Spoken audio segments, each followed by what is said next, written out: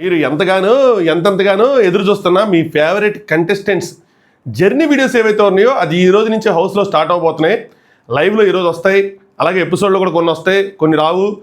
ఏంటి ఎవరు వస్తాయి ఎవరు రావు, అసలు ఈరోజు ఎపిసోడ్లో ఏం చూడబోతున్నాం, అలాగే లైవ్లో ఏం చూడబోతున్నాం, డీటెయిల్గా మాట్లాడుకుందాం. Let start. హాయ్ ఫ్రెండ్స్, నా పేరు Anand, welcome to top news. So ముందుగా మీరు వీడియోని లైక్ చేసి ఎవరైనా సబ్స్క్రైబ్ చేసుకోవాలనుంటే దయచేసి సబ్స్క్రైబ్ చేసుకొని మన 80Kకి అలా వెళ్ళి ఒకసారి అలా హాయ్ చెప్దాం, మీరందరూ సపోర్ట్ చేస్తే. అలాగే ఎస్పెషల్లీ ఇమాన్యుయల్ జర్నీ మీద మీరు ఎవరి ఫ్యాన్ అయినా సరే, మీరు ఎవరి ఫ్యాన్ మెన్షన్ చేసి ఇమాన్యుయల్ మీద మీ ఒపీనియన్ ఏంటి, ఇమాన్యుయల్ జర్నీ మీద మీ ఒపీనియన్ ఏంటి అన్నది కామెంట్ చేయండి. నా ఒపీనియన్ ఏంటి అన్నది నేను చెప్తాను. సో నా టైటిల్ ఇవన్నీ చూస్తే మీకు అర్థమవుతుంది నేను ఏం చెప్పబోతున్నాను ఏంటి అని చెప్పి.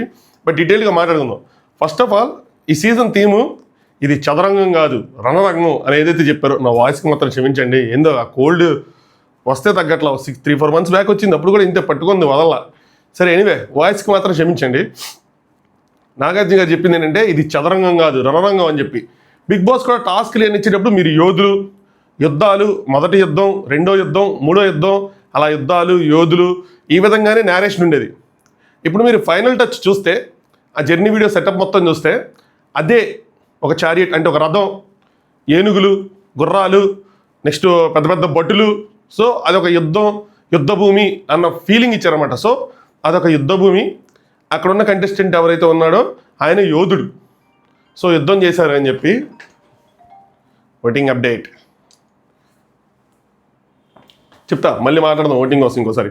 సో యుద్ధం చేశారు అని చెప్పి, సో యుద్ధంలో విజయం సాధించారు, విజయం సాధించి యుద్ధభూమిలో నుంచున్నారు. సో ఇదే మీ యుద్ధం తాలూకా తీరుతెన్నులు, మీ యుద్ధం ఎలా చేశారు ఏంటి అని చెప్పి ఆ విధంగా కాన్సెప్ట్ డిజైన్ చేశారు. ఫొటోస్ ఇంకొంచెం మంచివి గించివి అని అనిపిస్తూ ఉంటుంది, కానీ వాళ్ళకు ఉన్నంత వరకు సో ఆ ఫొటోస్, అక్కడ వాళ్ళకి సంబంధించిన ప్రాపర్టీస్, వాళ్ళు ఆడిన టాస్క్లు, వాటికి సంబంధించినవన్నీ అక్కడ అరేంజ్ చేస్తారు. సో మనం వెళ్తాం, మన జర్నీ ప్లే చేస్తారు, మన ఎమోషనల్ అవుతాం, అక్కడ తీసుకుని వెళ్తాం. ఇది హిందీ బిగ్ బాస్తో కంపేర్ చేసుకుంటే ఆ సెటప్ ఇదంతా తక్కువే. బట్ మన తెలుగు బిగ్ బాస్కి ఇంక ఎవ్రీ ఇయర్ ఇంతే ఈ సెటప్పే ఉంటుంది. హిందీ బిగ్ బాస్లో అసలు లిఫ్టింగ్లు, క్రెయిన్ లిఫ్టింగ్లు, వెనకాల గ్రాఫిక్స్, ముందు పెద్ద స్క్రీను, అసలు మామూలుగా చేయాల. లాస్ట్ ఇయర్ బయట నుంచి ఆడియన్స్, వాళ్ళ ఫ్యాన్స్ వచ్చి వాళ్ళ గోల, వాళ్ళ అరుపులు, అసలు అదొక నెక్స్ట్ లెవెల్ హై వస్తుంది. తెలుగు బిగ్ బాస్ కూడా ఆ రోజులు రావాలని కోరుకుంటున్నా. మన దగ్గర బడ్జెట్ ఉంటుంది బాగానే, ఏదైతే గట్టిగా సంపాదించారు చెప్పాలంటే, చాలా లాభాలు వచ్చినాయి, అందరూ లాభపడ్డారు ఏరు. అందుకని ఎవరు ఆడ తగ్గట్లా. సో కొంచెం స్పెండ్ చేసి ఉంటే బాగుండేది. అది ఎందుకు స్పెండ్ చేయలేదు ఏంటి అన్నది నాకు అర్థం కాదు. కొంచెం స్పెండ్ చేసి కొంచెం మంచిగా పెట్టుంటే, ప్రొడక్షన్ వాల్యూస్ ఇంక్రీజ్ చేస్తే ఇంకా బాగుంటుంది కదా, మంచి హైప్ వస్తుంది, మిగతా లాంగ్వేజెస్లో చెప్పుకుంటారు, బాగుంటుంది కదా. సరే ఎనీవే, సో ఈరోజు నిన్న ఒక టాస్క్ మిగిలిపోయింది. అదేంటంటే బాల్స్ వెల్క్రోకి తగిలించుకోవాలి, అంటించుకోవాలి. అది ఆ టాస్క్ టెలికాస్ట్ అయింది. ఈరోజు ఏం జరిగింది ఎపిసోడ్లో ఏంటి అని చెప్తున్నా. అది టెలికాస్ట్ అయింది. అందులో కళ్యాణ్ గెలిచాడు. దాని గురించి మనం చెప్పుకోవాలి అన్సీను. బట్ దానికి మాత్రం టైర్ అట్లా రాసుకున్న పాయింట్స్ అని పెద్ద గొడవ, దానికి కూడా గొడవ పడ్డారు. ఆ సామె ఏం చెప్తాం, డెమంతగా ఫీల్ అయ్యాడు దానికోసం. సరే అదో పెద్ద గొడవ అయింది. అది ఈరోజు ఎపిసోడ్లో వస్తుంది. దాని తర్వాత కళ్యాణ్కి మేబీ మోస్ట్ వాల్యుబుల్ ప్లేయర్ కింద ఇచ్చుంటారు. ఈరోజు మార్నింగ్ అది డిస్కస్ చేసి ఇచ్చడం ఏదో. సో మొత్తానికి 3 మోస్ట్ వాల్యుబుల్ ప్లేయర్స్ అదే లాస్ట్ టాస్క్ అని డిక్లేర్ చేస్తే వీళ్ళు ఫ్యూజ్లు ఎగిరిపోతాయి. వీళ్ళు ఫ్యూజ్లు ఎగిరిపోయినప్పుడు సో అదేంటి అది అనుకుంటారు, కానీ బట్ మొత్తానికి లాస్ట్కి సంజన గారు కళ్యాణ్ మిగులుతారు, కళ్యాణ్ గెలుస్తాడు. కళ్యాణ్కి ఇచ్చుంటారు. అది ఇంకా మనకు చూపిలేదు, నాకు తెలిసి లైవ్లో అయిపోయిందో నేను చూడలేదు. సో అదొకటి. దాని తర్వాత ఇమాన్యుయల్ది ఒకటి చిలక జోస్యం టాస్క్. అదే చిలక జోస్యం కాదు కానీ జోస్యం. అది మరి అన్సీన్లో వేస్తారా ఎపిసోడ్లో వేస్తారో తెలియదు. ఒకవేళ కనుక అన్సీన్లో వేస్తే నిన్నట్లాగా ఎపిసోడ్లో ఇంక డైరెక్ట్గా జర్నీ వీడియోస్కి వెళ్ళిపోతారు. అప్పుడు 2 జర్నీ వీడియోస్ మనకి టెలికాస్ట్ అవుతాయి. అది ఎవరెవరివి అంటే ఇమాన్యుయల్వి, నెక్స్ట్ తనుజ గారివి. 2 జర్నీ వీడియోలకు స్కోప్ ఉంటుంది. ఒకవేళ అది కనుక ఎపిసోడ్లో వేసారనుకోండి, అప్పుడు మనకి ఒక జర్నీ వీడియో వస్తుంది. ఆ టాస్క్ ప్లస్ కళ్యాణ్కి వచ్చిన మోస్ట్ వాల్యుబుల్ ప్లేయర్ అవార్డు, దాని తర్వాత ఈయన చేసిన ఈ కామెడీ ప్లస్ ఒక జర్నీ వీడియో అదేంటి అంటే ఇమాన్యుయల్ది. ఇలా ఉంటుంది. మరి లైవ్లో ఏమైద్ది అంటే, లైవ్లో నాకు తెలిసి 3 జర్నీ వీడియోలు నిన్న కంప్లీట్ అయినాయి. సో 3కి 3 ఈరోజు లైవ్లో రావచ్చు, 2 రావచ్చు, 1 రాకుండా వీళ్ళు నిద్రపోయినట్టు చూపించవచ్చు కూడా. అది కూడా వీళ్ళు చేయొచ్చు, వీళ్ళు ఏదైనా చేయొచ్చు, మనకు తెలియదు. కానీ బట్ 3 అదేంటి అంటే ఇమాన్యుయల్ది, తనుజ గారిది అండ్ నెక్స్ట్ డెమోన్ది. వీళ్ళు ముగ్గురివి. డెమోన్ది నాకు కొంచెం డౌట్, ఎందుకంటే డెమోన్ది అసలు ఫస్ట్ అని, సెకండ్ అని, థర్డ్ అని చాలా చెప్పారు, ఏది నమ్మలేదు మనం. సో మొత్తానికి 3 అని చెప్పి. సో ఇది ఒక అప్డేటు. దీని తర్వాత ఒక చిన్న అనాలిసిస్. ఇది కనుక ముందు ప్లస్సా మైనస్సా, ఇది ఎవరిది ముందేస్తే ఏమైద్ది ఏంటి అంటే కొంచెం అడ్వాంటేజ్ ఉంటుంది. కొంచెం ముందేసి జర్నీ వీడియో కనుక మంచిగా వెళ్ళి అక్కడ కొన్ని విషయాలు కన్వే అయితే కొంచెం అడ్వాంటేజ్ ఉంటుంది, మరి భయంకరమైన అడ్వాంటేజ్ ఉండదు, కొంచెం అడ్వాంటేజ్ అయితే మాత్రం ఖచ్చితంగా ఉంటుంది. అది విన్నర్ రేస్లో ఉన్న వాళ్ళకి, పొజిషన్స్ రేస్లో ఉన్న వాళ్ళకి అదైతే ఖచ్చితంగా అడ్వాంటేజ్ ఉంటుంది. భయంకరమైన అడ్వాంటేజ్ అయితే ఉండదు అనుకుంటాను. నేను ఎవ్రీ ఇదే బిలీవ్ చేస్తాను, కానీ నేను దాని మీద స్టాండ్ అయి ఉంటున్నా.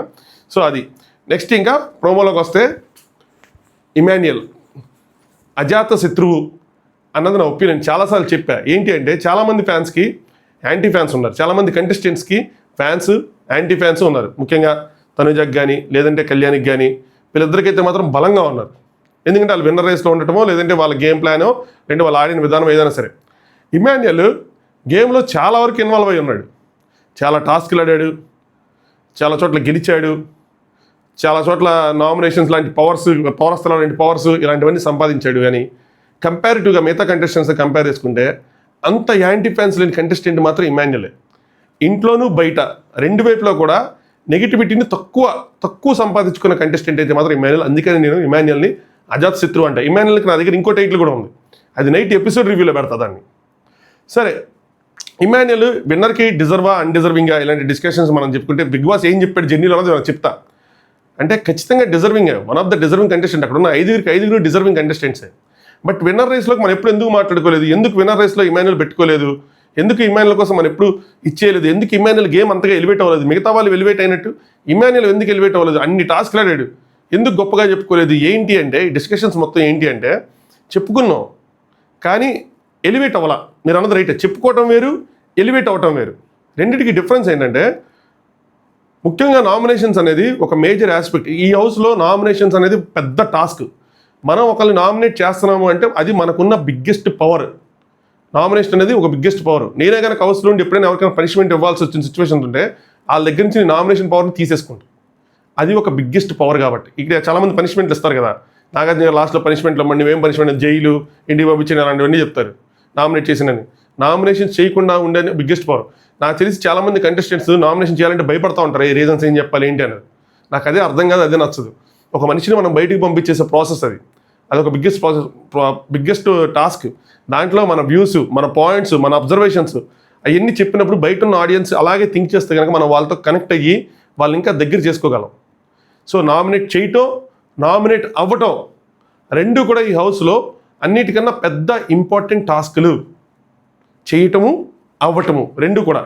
ఎప్పుడైతే నువ్వు నామినేషన్ గట్టిగా చేస్తావో, ఎప్పుడైతే నువ్వు నామినేషన్లో గట్టిగా డిఫెండ్ చేసుకుంటావో, రెండు చేయటము, అవ్వటం ఇన్ ద సెన్స్ అప్పుడు నువ్వు డిఫెండ్ చేసుకోవాలి బలంగా. ఎప్పుడైతే నువ్వు బలంగా నువ్వు డిఫెండ్ చేసుకుంటావో ఆ రెండు పాయింట్స్ కూడా ఆడియన్స్లోకి చాలా బలంగా వెళ్తాయి. అప్పుడు మనకు ఆడియన్స్తో కనెక్టివిటీ ఏర్పడింది. ఆడియన్స్ మనల్ని మేజర్గా అబ్జర్వ్ చేసేది నామినేషన్స్లోనే. మీరు చూడండి, మీకు సండే అంటే ఫండేనేమో కానీ మాకు మండేనే ఫండే అనే కామెంట్లు చాలా కనిపిస్తాయి. రీజన్ బీయింగ్ నువ్వు ఎలాగైనా ఆడి టాస్క్లు. నామినేషన్స్లో నీ అబ్జర్వేషన్ స్కిల్స్ ఏంటి, నీ డిఫెండింగ్ స్కిల్స్ ఏంటి, నువ్వు ఎలాంటి పాయింట్స్ పెడుతున్నావు ఏంటి అన్నది మొత్తం అబ్జర్వ్ చేస్తారు. ఎప్పుడైతే వాళ్ళు అది అబ్జర్వ్ చేస్తారో, ఎప్పుడైతే నువ్వు ఆడియన్స్కి దాంతో కనెక్టివిటీ ఏర్పడిద్దో అప్పటి నుంచి వాళ్ళు నీ గేమ్ మీద ఫోకస్ చేస్తారు. ఫోకస్ చేస్తే ప్రతి చిన్నది కూడా ఆడియన్స్కి కానీ రివ్యూ చెప్పే వాళ్ళు కానీ ఎవరికైనా సరే బాగా అంటే బాగా తీక్షణంగా గమనిస్తారు. అప్పుడు ఏమైందంటే ప్రతిదీ చెప్పటమే కాదు, ఎలివేట్ కూడా అవుతుంది. అది పాజిటివ్ అయినా నెగిటివ్ అయినా. ఈయనకి సంబంధించి ఏంటంటే ఖచ్చితంగా విన్నర్కి డిజర్వింగ్ అయినా అన్ని టాస్కులు గెలిచినా ఎందుకు అవ్వలేదు అంటే నామినేషన్స్లోకి రాకపోవడమే అది బిగ్గెస్ట్ మైనస్ అయింది. ఇమాన్యుయల్ గేమ్ అనాలిసిస్ చెప్తున్నాను నేను. బిగ్గెస్ట్ మైనస్ ఖచ్చితంగా అయింది. అదే కనుక తను నామినేషన్లోకి వచ్చి మీరు ఊహించండి, నామినేషన్స్లోకి వచ్చి టాస్క్లు ఆడి గెలుస్తూ ఉంటే ఎవర్రా ఇంకెవరికి ఓటేస్తావరా, ఇమాన్యుయల్ ఎంత బాగా ఆడుతుంటే ఇమాన్యుయల్కి ఓటేయకుండా, అరే ఇమాన్యుయల్ ఇంత బాగా మాట్లాడుతుంటే ఇమాన్యుయల్కి ఓటేయకుండా ఎలా ఉంటారు, ఇమాన్యుయల్ ఇంత బాగా పక్కన వాళ్ళకి హెల్ప్ చేస్తున్నారు, ఇమాన్యుయల్ ఇంత బాగా బాండ్స్ మెయింటైన్ చేస్తుంటే ఎందుకు ఓటేయం అన్నవి నామినేషన్స్కి వచ్చినప్పుడు ఎక్కువ డిస్కషన్లోకి వస్తాయి. ఏ కంటెస్టెంట్స్ అయితే నామినేషన్లో ఉంటారో ఫోకస్ మొత్తం వాళ్ళ మీద ఉంటుంది. ఈవెన్ కెమెరా ఫోకస్ కానీ, ఆడియన్స్ ఫోకస్ కానీ, ఎవరి ఫోకస్ అయినా సరే. ఓటింగ్ అనాలిసిస్లు చెప్పుకునేటప్పుడు కూడా వాళ్ళ గురించి చెప్పుకొని వాళ్ళ గేమ్లో పాయింట్స్ ఎక్కువ ఎలివేట్ చేస్తాం. వీళ్ళు ఇలా చేశారు కాబట్టి ఆడియన్స్ ఓటేస్తున్నారు, వీళ్ళు ఇలా చేశారు కాబట్టి ఆడియన్స్ ఓటే ఇట్లేదు అన్నది. మొత్తం గేమ్లో ఇమాన్యుయల్ చేసిన ఒకే ఒక్క మిస్టేక్, అది చిన్న మిస్టేక్, అది పెద్ద మిస్టేక్, బ్లండర్, నామినేషన్లోకి రాకపోవడం. అది ఇమాన్యుయల్ తప్పా బ్రో అని మీరు అనొచ్చు. అది ఎవరో నామినేషన్ చేయకపోతే ఇమాన్యుయల్ ఏం చేస్తాడంటే ఇమాన్యుయల్ తప్పే బ్రో, ఎందుకంటే నామినేషన్లు తెచ్చేలా తను చేసుకోగలగాలి. తప్పులు చేయాలంటే లేదు, నువ్వు మాట్లాడి కూడా చేయొచ్చు. వేరే వాళ్ళు నామినేట్ చేసినప్పుడు తను తీసుకోవాలా, చేయొచ్చు. కాకపోతే ఇక్కడ నేను చెప్తాను చూడండి ఒక విషయం, ఎందుకు అంత భయపడ్డాడు, ఎందుకు ఏం జరిగింది అంటే తన భయం వెనకాల భయంకరమైన కారణాలు ఉండుంటాయి. అదేంటి అంటే ఎంటర్టైనర్ అనే ట్యాగ్. బిగ్ బాస్ హౌస్లో ఎంటర్టైనర్స్కి పెద్దగా కలిసి రాలా. అటు ఇటు కెప్టెన్సీలు చేసుకొని, ఎవిక్షన్ ప్రీ పాస్లు చేసుకొని, అది చేసుకొని ఇది చేసుకొని టికెట్ ఫినాలా కొట్టి లాస్ట్ ఇయర్ అవినాష్ ఫైనల్కి వెళ్ళాడు తప్పితే మిగతా వాళ్ళు ఎవరు ఆ దరిదాపుల్లో కూడా లేరు. పోనీ వాళ్ళ ఎంటర్టైన్మెంట్ సరిగ్గా చేయలేదంటే బలంగా చేశారు, టాస్క్లు ఆడలేదంటే బలంగా ఆడారు. రోహిణి, తేజ, అవినాష్ లాస్ట్ ఇయర్ చాలా చించుకొని ఆడారు. మరి ఎందుకు అంటే దాని రీజన్స్ అనేది పక్కన పెడితే ఈ భయం అనేది ఏదైతే ఉందో అది తనను వెంటాడిందేమో నాకు అనిపించింది. మనం ఎంత కష్టపడినా, ఎంత బాగా ఆడినా, ఎన్ని చేసినా సరే ఆడియన్స్కి మనకి ఎంటర్టైనర్ అంటే కనెక్ట్ అవ్వం. సో ఒకసారి మన నామినేషన్లోకి వస్తే మనం లేవని వెనక్కి వెళ్ళిపోతామేమో అని చెప్పి ఆ భయాన్ని మనం చాలా చోట్ల గమనించవచ్చు, నామినేషన్స్ అంటే ఉన్న భయాన్ని. కానీ ఇమాన్యుయల్ తనను తను తక్కువ అంచనా వేసుకున్నాడు, ఈ గేమ్ ప్లాన్ని తప్పుగా వేసుకున్నాడు. గట్టిగా ఆలోచించి గట్టిగా చేస్తుంటే ఈరోజు విన్నింగ్ రేస్లో మన ఇమాన్యుయల్ చూసేవాళ్ళం. లేదంటే మొత్తం గేమే మారిపోయేది, గేమ్ మారిపోయేది, మొత్తంగా మారిపోవచ్చు. సో ఏదైనా జరిగి ఉండొచ్చు.